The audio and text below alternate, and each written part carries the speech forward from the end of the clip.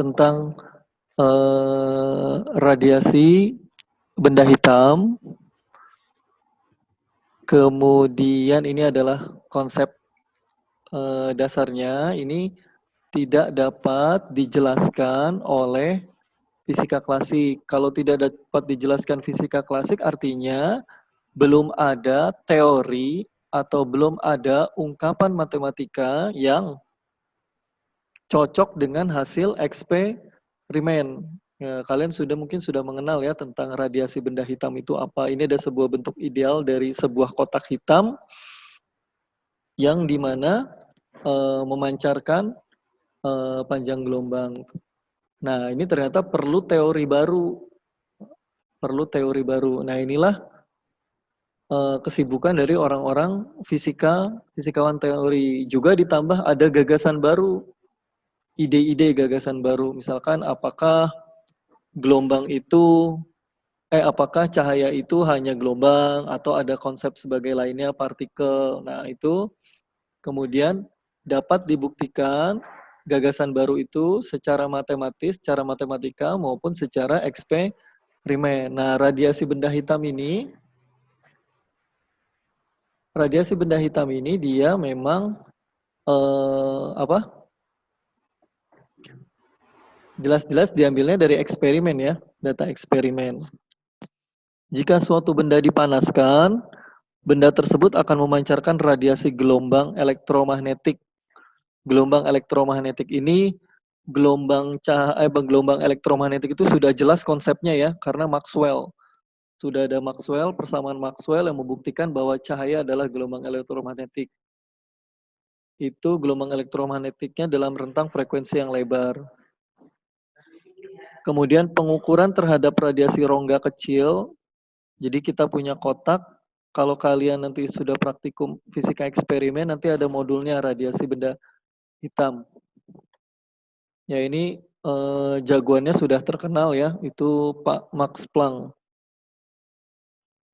Oke, nah selanjutnya ini adalah sebuah kotak box. Di dalamnya ada lampu tungsten yang bersinar terang dan panas. Ya, kemudian dipanaskan. Nah, kemudian dia memancarkan radiasi panjang gelombang. Nah, ini digunakanlah bolometer detektor. Apa itu bolometer detektor? Itu dia semacam sensor mungkin ya, untuk mendeteksi besarnya energi pancaran dari kotak hitam itu. Itu benar-benar kotak yang dibuat segelap mungkin bagian dalamnya ya, diberikan lubang. Ini yang pertama adalah John Tyndall. Beliau di London pada tahun 1870. Eksperimen tentang kotak hitam ini, radiasi ini direspon, kemudian diperbaharui atau dipresisikan lagi, diuji ulang oleh Joseph Stephan. Ini dari Vienna. Vienna tuh mana? Austria ya, Austria.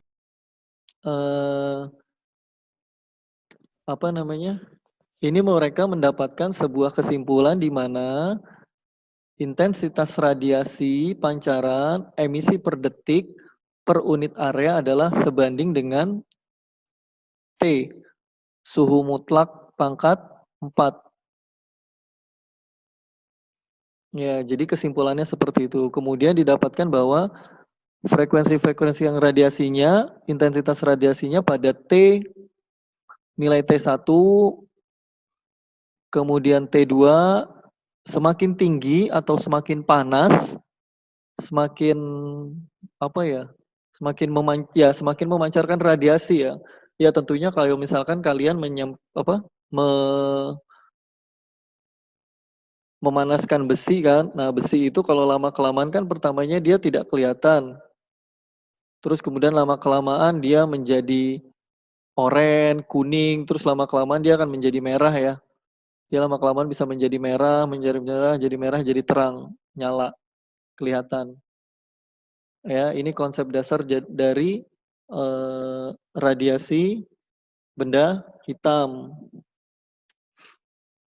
Nah, distribusi energi atau spektrum energi bergantung hanya pada frekuensi cahaya dan temperatur ya dari kesebandingan itu ya. Jika temperaturnya naik, frekuensi puncaknya bergeser. Ya, seperti gambar grafik ini nih. Semakin naik suhunya bergeser. Ini kan frekuensinya bergeser, semakin menarik frekuensinya bergeser, intensitasnya juga naik.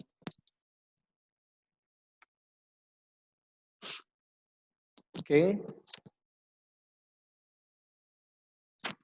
Ada pertanyaan sejauh ini? Tidak ada ya. Next. Nah, ini dia.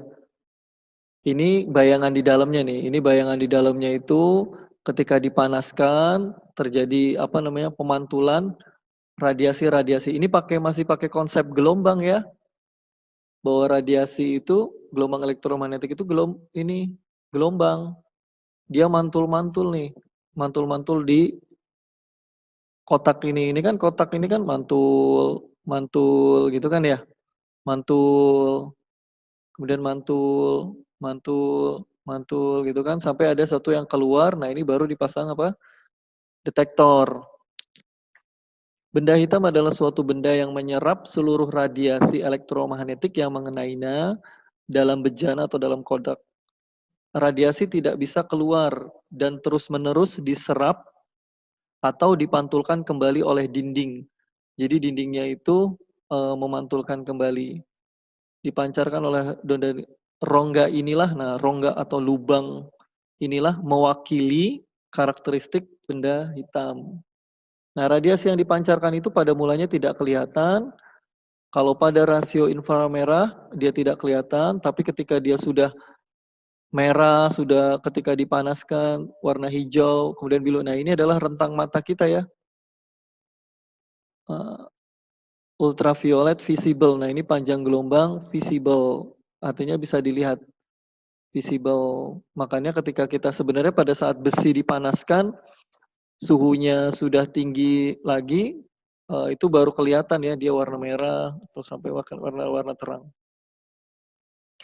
Konsep inilah yang zaman dahulu tahun 1700-an, para pembuat porselen mencatat pada suhu-suhu tinggi, itu mereka mencatat ya, kalau misalkan merah tua, oh berarti sekitar 500 derajat Celcius. Merah agak muda, 900. Kalau udah agak kuning-kuning, oh dia udah 1000. Untuk yang putih udah 1200. Seperti itu udah, apa namanya,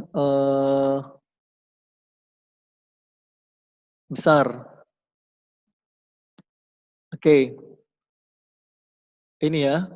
Jadi kita sudah memahami batas konsep radiasi benda hitam. Kemudian yang menarik pada tahun 1896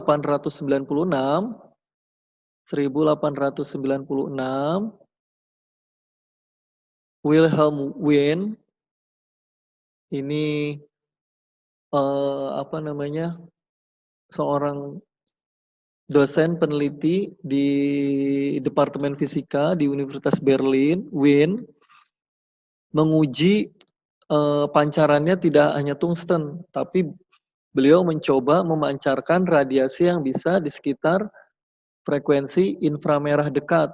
Inframerah dekat itu mana ya? Inframerah dekat. Inframerah dekat itu ini ya. Nih, di belakang sini, di bagian belakang sini. Ini inframerah dekat. Ini inframerah dekat itu hampir mendekati sama kebalik saya. Hampir mendekati UV vis ini kan visible. Ini V, ultraviolet, visible, inframerah. Nah, ini inframerah dekat. Nah, ke sana itu inframerah jauh. Oke. Kemudian ngecek, kemudian dilanjutkan oleh Rubens, Heinrich Rubens. Beliau menguji juga, cuman pada inframerah lebih jauh lagi, panjang gelombang lebih jauh, yang tadi ya inframerah lebih jauh. Ternyata mereka mendapatkan hasil yang sama, bahwa radiasi itu bentuknya seperti tadi ya, seiring suhunya bertambah, bertambah, bergeser dia frekuensinya di sini, atau panjang gelombangnya, intensitasnya jadi lebih tinggi. Semakin panas, semakin tinggi juga bergeser. Ini radiasi benda. Dua orang ini, beliau ini menemukan kesimpulan yang sama. Nah, yang kagetnya adalah ternyata kurva-kurva seperti ini sama dengan bentuknya, sama dengan distribusi kecepatan partikel yang dikemukakan oleh Maxwell. Jadi orang dulu belum ada ketemu konsep ini ya, atom ya. Atom belum ada, konsep atom, elektron belum ada ya. Mereka baru mencoba menganggap bahwa atom itu ya bulat-bulat gitu aja, partikel. Kita tidak mungkin bisa menghitung pergerakan atom dalam suatu box, kecepatan rata-rata mereka berapa, kan gitu ya. Akhirnya dibangunlah teori tentang kecepatan rata-rata partikel. Karena pada saat itu belum ada gambaran tentang atom seperti apa. Pokoknya dianggapnya bola-bola aja. Gas. Jadi ketika dipanaskan, mereka saling menumbuk. Nah, itulah mulanya kejayaan ilmu statistik yang digawangi oleh Maxwell sama Boltzmann. Nah, Maxwell ini sebelum menemukan persamaan Maxwell ini, beliau fokus terhadap distribusi kecepatan partikel. Jadi dia bisa mengetahui kecepatan partikelnya berapa, distribusinya, kecepatan rata-ratanya, jika jumlah partikelnya ada berapa, ada berapa, ada berapa. Gitu ya.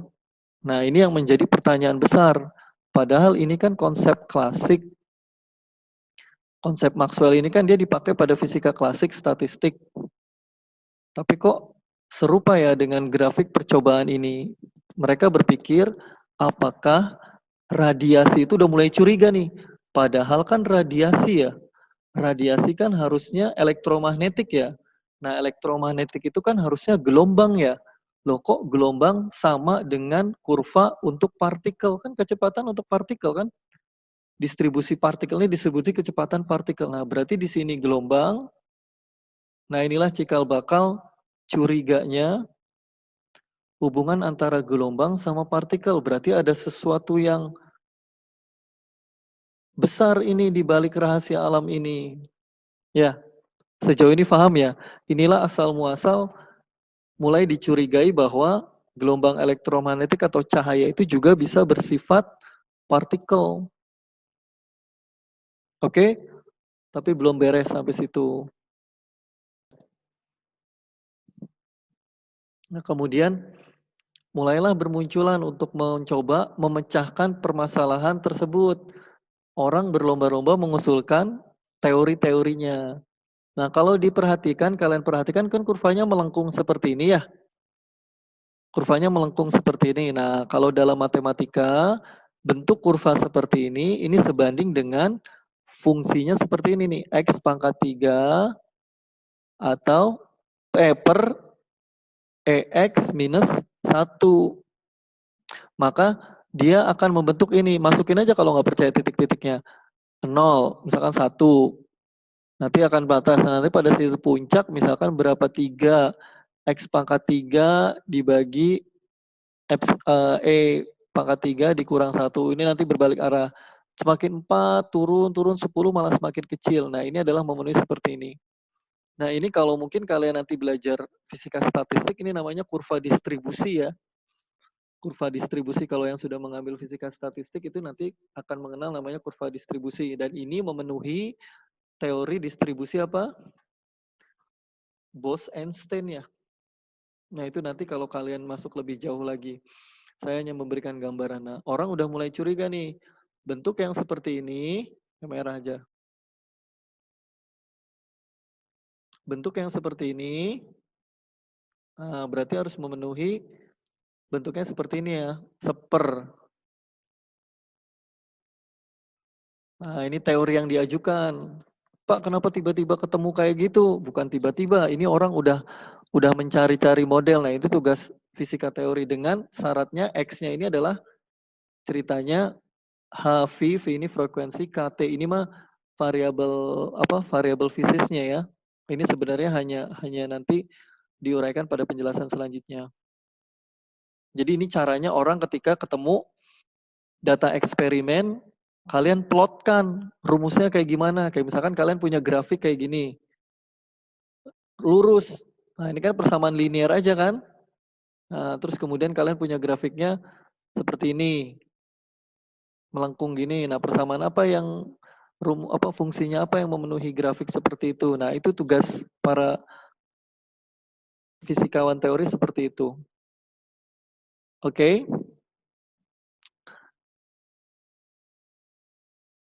Nah, kemudian kita mulai dengan, mulailah orang mulai ini nih, mulai apa sih?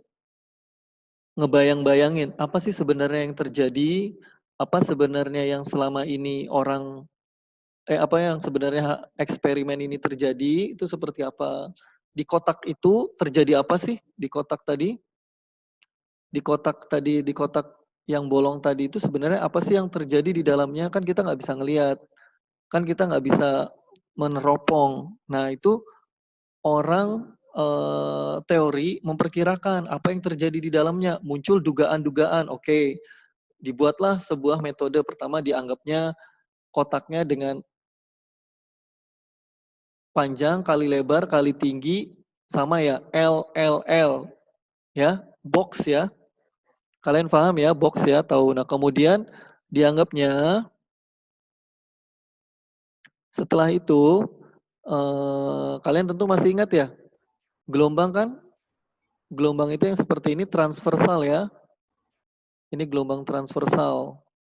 Ya, ini misalkan dalam arah Y, ini dalam arah X. Satu gunung ditambah satu lembah, ini apa? Satu gelombang. Ya, satu gelombang lambda. Oke ya. Nah, mulai akhirnya para fisikawan teori ini mikir-mikir, wah kalau dalam satu box itu, ingat loh, yang mereka pikirkan adalah gelombang. Di dalamnya gelombang. Karena teorinya Maxwell tentang radiasi pancaran itu adalah gelombang. Kan kemarin salah satu fisika adalah kalau mau gelombang, pakai gelombang energinya, bentuknya diungkapkan dalam gelombang. Kalau mau partikel, pakailah partikel gitu kan. Akhirnya mereka mikir dari gelombang dulu. Untuk gelombangnya jadi box ini, box dengan panjangnya L hanya dimuati oleh berapa? Satu bukit ini ya, satu bukit. Berarti hanya setengah lambda. Oke. Tapi kan gelombang yang terjadi di dalam itu banyak. Iya, gelombang yang dalam terjadi itu banyak. Terus kemudian membayangkan lagi, pada tingkatan selanjutnya bisa nggak muncul? Bisa, ini seperti gelombang berdiri ya, gelombang stasioner ya. Oh, dua. Oh, masih diperbolehkan. Ketika lambdanya berapa ini? Lambda per 2 ya. Lambda per 2, L-nya juga dibagi 2. Nah, ini kan dalam keadaan pertama ya. Jadi ada tiga kemungkinan keadaan gelombang-gelombang berdiri di dalam box yang ini. Ini disebut keadaan pertama, keadaan kedua, nah ini keadaan 3. Ya. Nah ini tetap aja lambda per 2, tapi ininya 1/3. Nah kemudian karena kita boxnya ini L, ini dalam X, ini dalam Y, ini dalam Z, sehingga dibuatlah